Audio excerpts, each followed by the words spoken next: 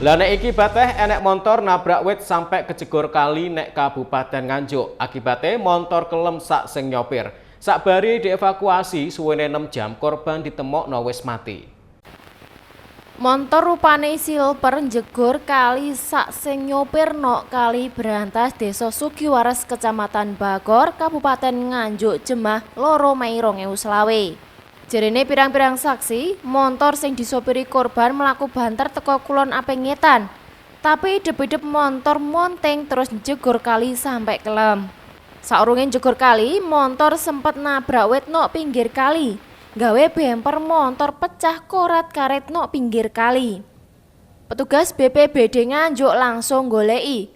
Suwene 6 jam petugas nemok plat montor korban nomor polisi B1908HO. Sakbare kuwi sekitar 20 menitan, petugas kasil ngevakuasi korban, ya kuwi wong lanang umure 21 tahun, jenenge Dian Aulia, wong kelurahan Bogong Nganjuk teko njero montor.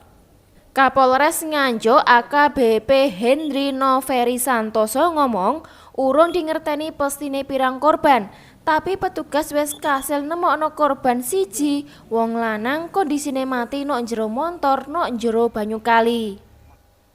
Petugas yo kasil ngevakuasi montor teko njero kali sing jerone kurang luwih 10 meter. Petugas yo mastekno nek korban enek siji.